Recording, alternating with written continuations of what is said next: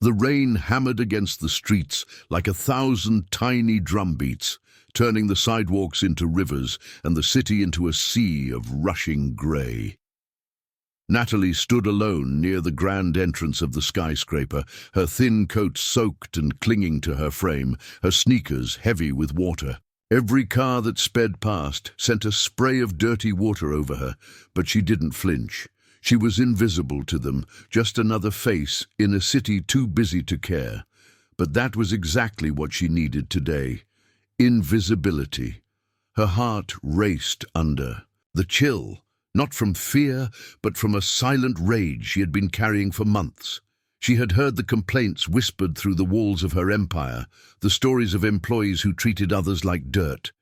Now, she needed proof, not second-hand. Reports, real, undeniable proof witnessed with her own eyes. And she was ready to see who would reveal themselves. Inside the sleek glass building behind her, the pulse of corporate life beat on without pause. Men and women in designer suits clicked past marble floors, clutching expensive coffees, sharing, hurried jokes, making deals that would never touch lives like the one she was pretending to live now. Natalie watched from the shadows, almost daring them to see her. Nobody did. They were too busy floating above the world, too important to notice the soaked woman standing silently in the rain. It was a bitter truth she had always known, but had somehow hoped her company had avoided.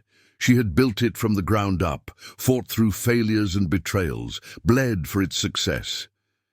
Yet here she was, just another reminder that power can easily blind those who forget where they started. She clutched her coat tighter and waited for the storm, not the rainstorm, but the human one, to show itself.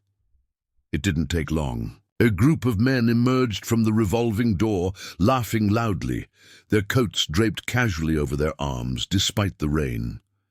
They exuded entitlement, the kind that came from thinking the world owed them something simply for existing.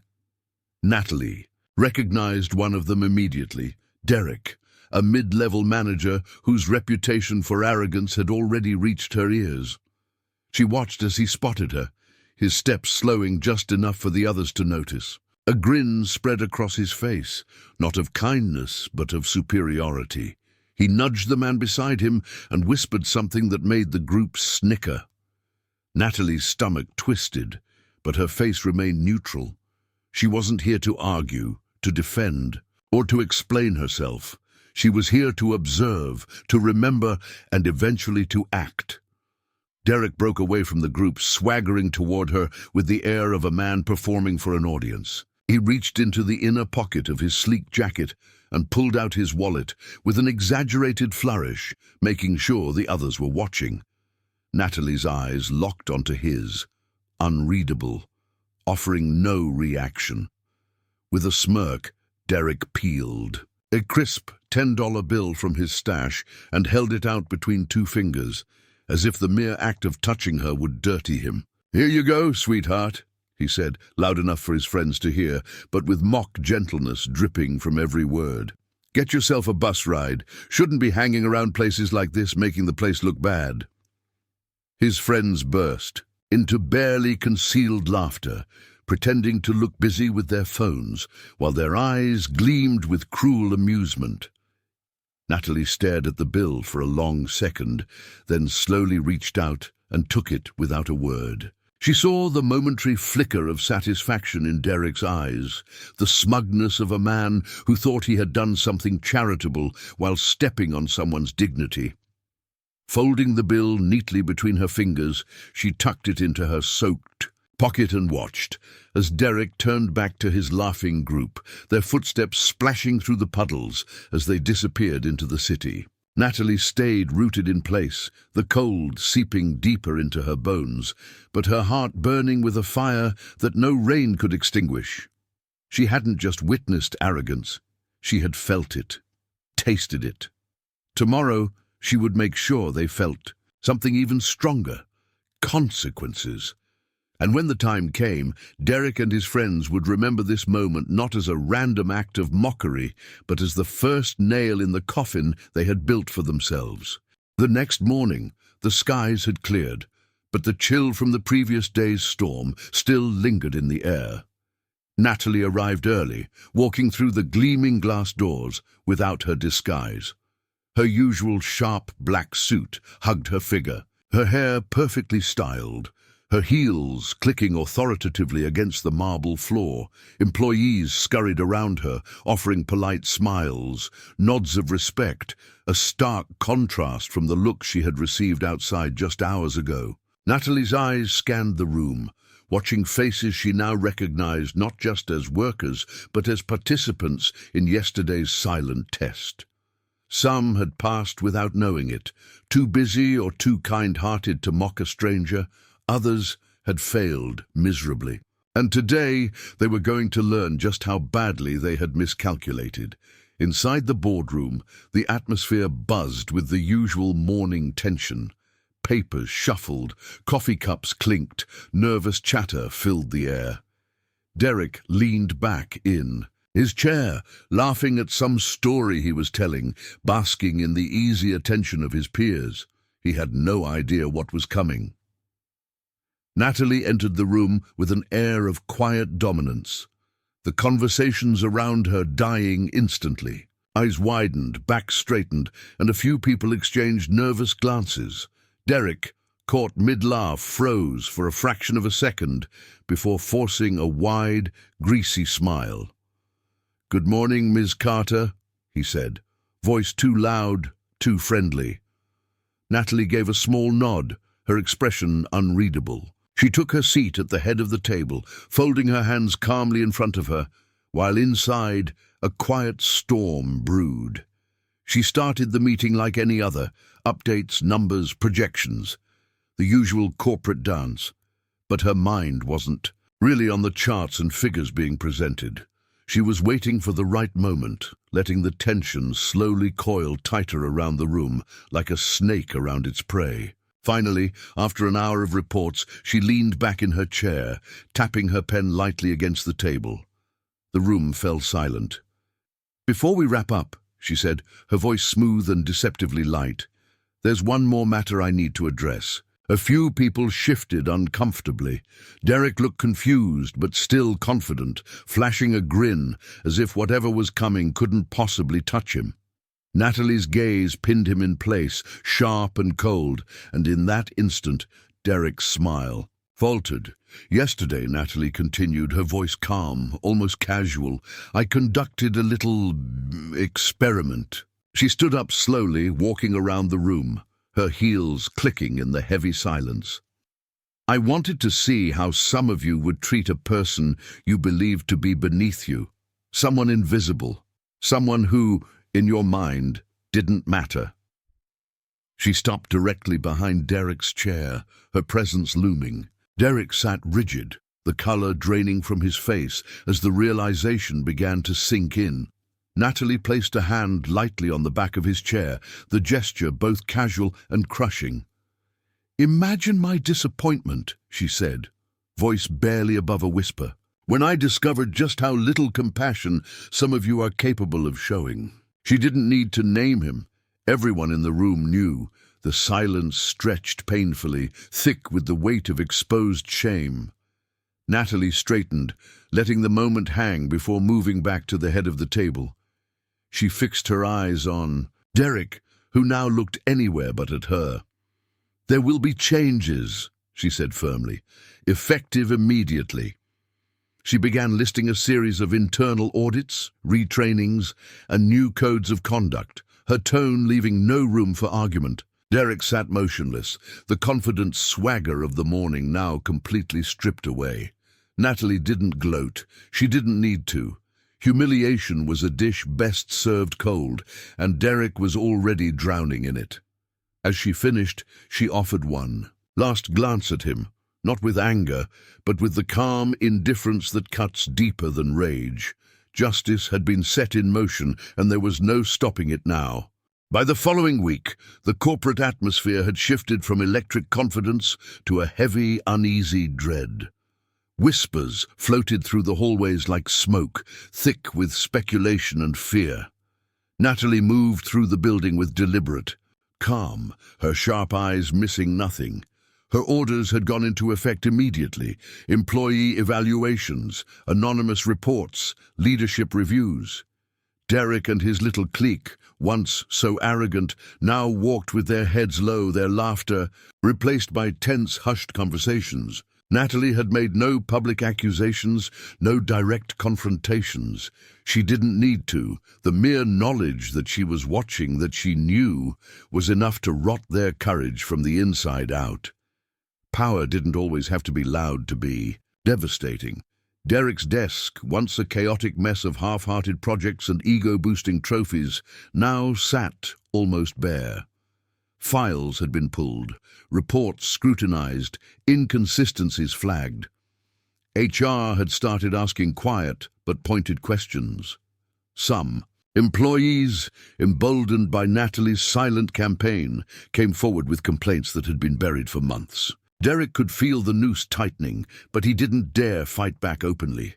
Not against Natalie Carter, not against the woman who, with a single sentence, could erase him from the industry he thought he ruled.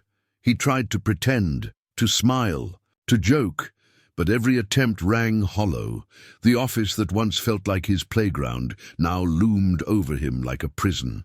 Every day he arrived was another day of slow public unraveling. Meanwhile, Natalie prepared the final stroke of her plan with cold precision. She had scheduled a company-wide leadership seminar, mandatory attendance, no exceptions. Derek and several others would be placed in the spotlight, forced to present their vision for company values in front of the entire staff. Natalie designed it not to humiliate openly, but to reveal character under pressure. Those who had built their careers on image rather than integrity would crumble. Those who thought kindness was weakness would be exposed as hollow. Natalie didn't need revenge served hot. She preferred it measured, methodical, undeniable. Watching Derek squirm would be a bonus, but the real victory was reshaping her company from the inside out, restoring it to the dream she had once fought so hard for. The day of the seminar arrived with a suffocating tension that blanketed every corner of the office. Employees filed into the auditorium, eyes darting nervously, whispers muffled behind, polite smiles. Natalie stood at the back, unseen but omnipresent, her arms crossed as she watched her team assemble. Derek sat near the front, his hands clenching and unclenching in his lap. The stage, adorned with company banners and a giant screen flashing the words, "Integrity, Excellence, Humanity," loomed over him like a judgmental god. When Derek's name was finally called, he rose stiffly, his usual swagger replaced by mechanical movements. Every eye in the room was on him, and for once it wasn't admiration he felt. It was the suffocating weight of silent expectation. He stumbled through his speech, the words flat, the passion forced. His attempt to paint himself as a leader of values fell apart under the sharp, skeptical gazes of his colleagues. He knew they knew. Natalie had said nothing publicly, but somehow everyone understood the truth. Derek finished to a few scattered claps, polite, obligatory, and devastatingly empty. As he stepped down from the stage, head low, Natalie allowed herself a brief moment of satisfaction. This wasn't rage. This wasn't revenge born from wounded pride. This was justice, slow and undeniable, wrapping itself around Derek like the very rain that had once soaked her coat. And Natalie wasn't done yet.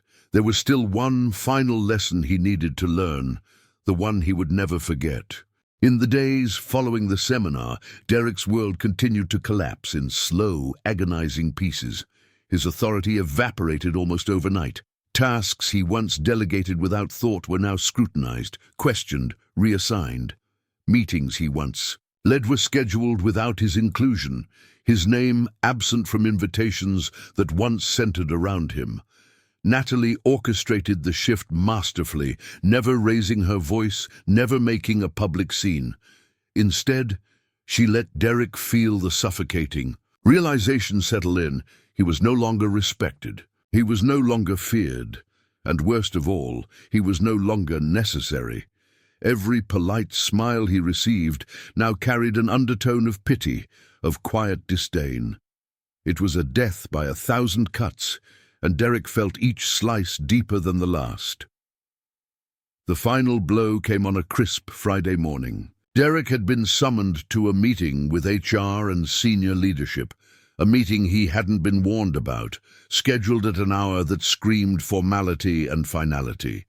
He tried to convince himself it was nothing, a routine check-in. But the moment he stepped into the glass-walled conference room and saw Natalie seated at the far end, calm and unreadable, he knew. The meeting started with cold professionalism, discussions about organizational restructuring, new leadership values, and cultural alignment. Derek nodded numbly, hearing the words, but not processing them. It wasn't until the head of HR gently slid a folder across the table that reality struck, an exit package, neat and non-negotiable, awaiting his signature. Natalie never raised her voice. She never gloated. Instead, she spoke in cool, measured tones, outlining Derek's options with clinical detachment. He could resign quietly, preserving some shred of dignity, or he could face termination for cause, complete with a public announcement that would tarnish his career permanently. The choice, she said, was his, but the outcome was already inevitable. Derek's hands trembled slightly as he reached for the pen. Every fiber of his being screamed to fight, to argue, to reclaim the power slipping from his grasp. But he saw the finality in Natalie's eyes, the certainty that no amount of pleading or bravado would change his fate. With a shaking hand, he signed the papers, sealing the end of everything he had once believed was untouchable. Word of Derek's departure spread through the company like wildfire, though no official announcement was made. People learned through whispered conversations, through the empty desk left unceremoniously untouched. Some felt a grim sense of justice. Others simply nodded knowingly, understanding that change had finally come. Natalie watched it all unfold from her office, the city skyline sprawling endlessly behind her. She hadn't needed to humiliate Derek publicly. She hadn't needed to strip him down with grand speeches or public shaming. She had simply let him reveal himself, allowed him to crumble under the weight of his own actions. True power, she knew, wasn't about crushing someone loudly. It was about standing so tall that they had no choice but to fall on their own. That afternoon, as she walked through the lobby where it all had started, Natalie paused by the grand front windows. The same place where Derek had once handed her $10 with a smirk.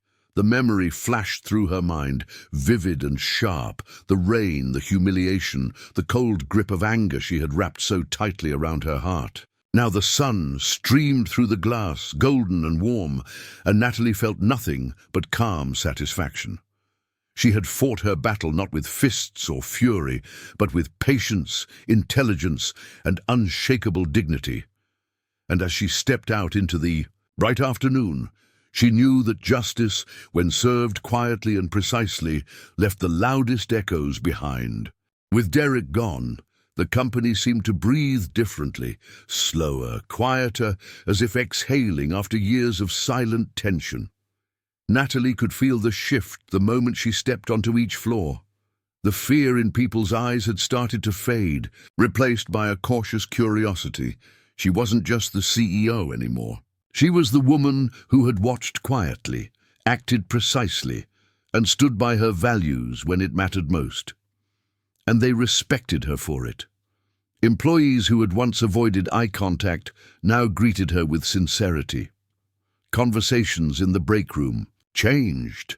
They were no longer filled with nervous whispers, but with a tentative sense of relief. It wasn't just about getting rid of one toxic man. It was about unearthing the rot and making space for something healthier to grow. Natalie didn't waste time celebrating. She knew the real work was just beginning.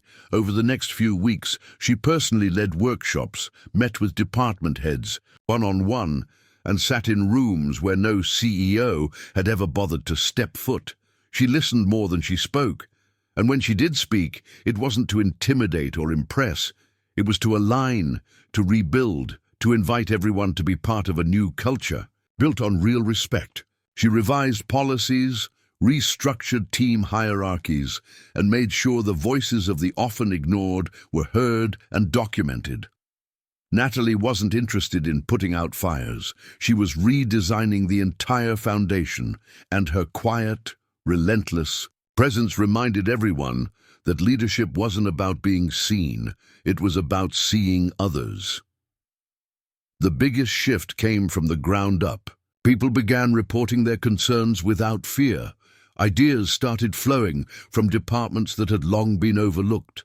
Managers once drunk on their own power now sat in evaluation rooms, suddenly aware of what true accountability looked like. Natalie kept her focus sharp, refusing to let comfort dull her edge. She knew that silence had allowed too much rot to spread before. Now, her job wasn't just to manage, it was to guard the integrity of everything she had built. And even though the days were long and emotionally draining, she found energy in every moment of real progress. She saw her reflection in the company's transformation, stronger, wiser, more grounded than ever before. One morning, as Natalie walked past the reception desk, she paused to greet a janitor wiping the marble floors. The same floors she had once stood on, soaked and ignored. The woman looked up, startled, then smiled when she recognized who she was. Natalie smiled back, took a moment to ask her name, and thanked her for keeping the space clean. It was a small gesture, invisible to most, but the receptionist nearby noticed.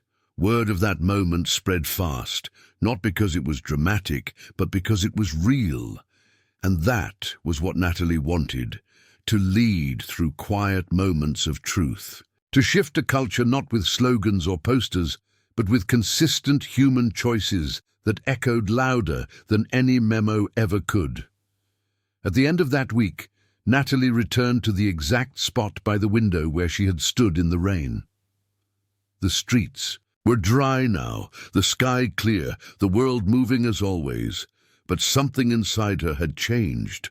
She wasn't carrying anger anymore. She wasn't proving anything. She was simply present, solid, certain, and at peace with what she had done.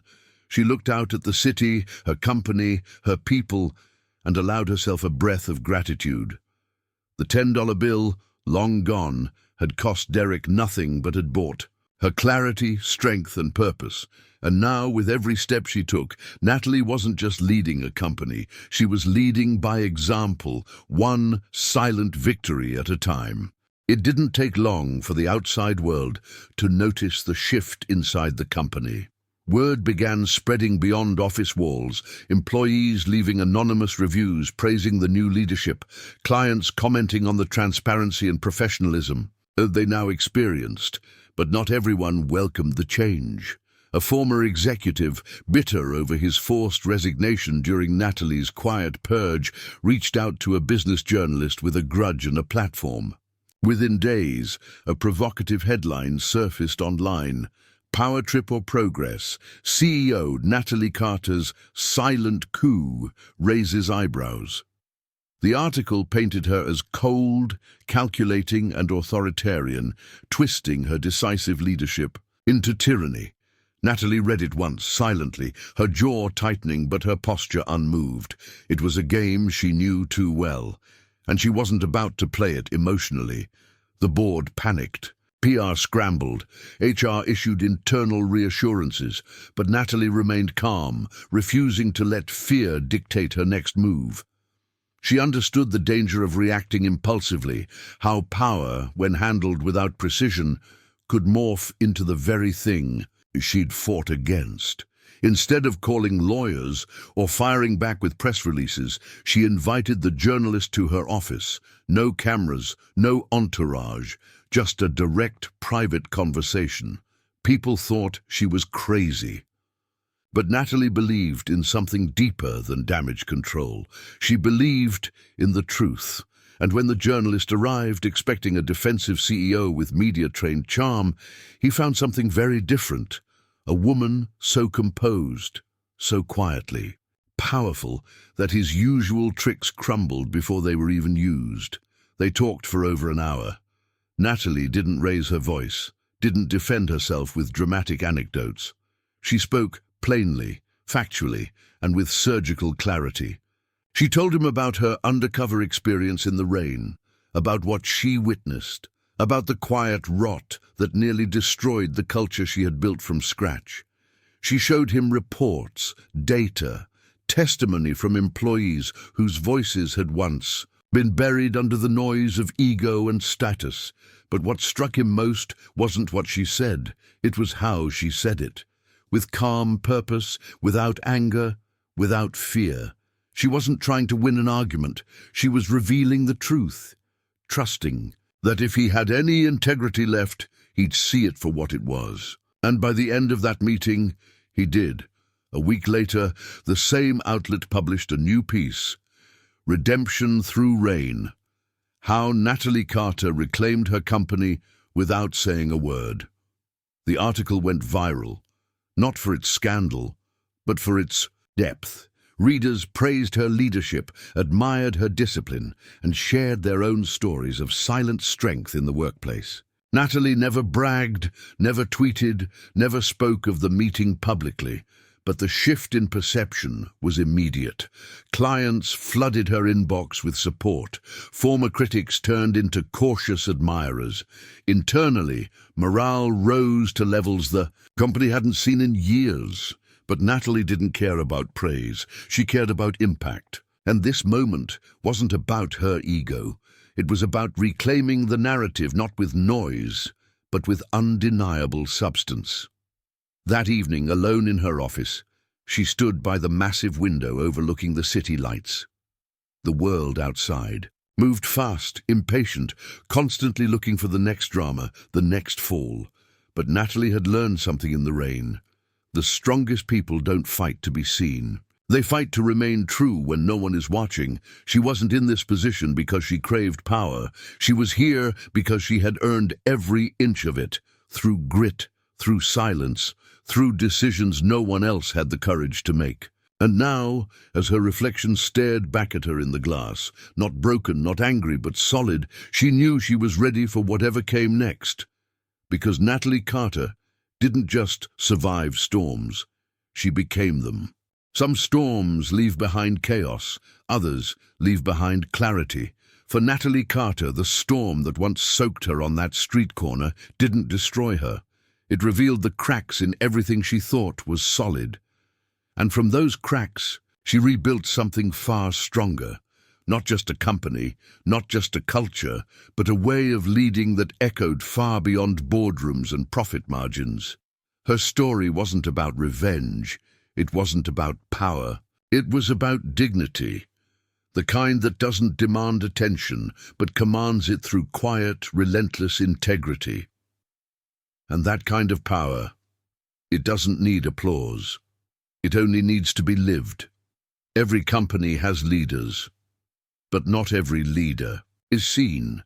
Natalie had once stood invisible in the rain, dismissed as irrelevant by a man who thought $10 could measure a human being's worth. Now she stood at the center of an empire, not built on fear, but on earned respect. Her legacy wouldn't be a statue or a name on a building. It would be in the way people treated each other when no one was watching, in the courage to stand, in tall when silence seems easier, in the reminder that real strength is often quiet, unshakable, and dressed in soaked sneakers, not designer suits. There would always be new storms, new challenges, new moments where people would forget that kindness isn't weakness. It's the hardest form of leadership.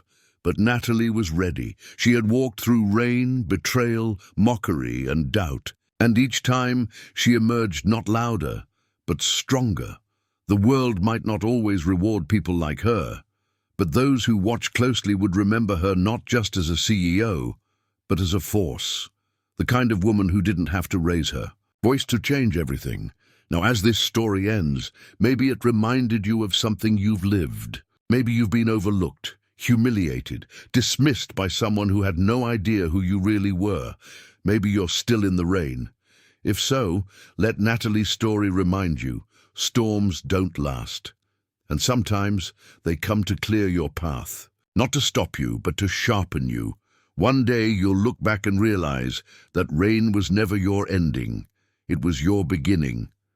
Before you go, let us know in the comments, where in the world are you watching from? We'd love to know where this story is reaching hearts today.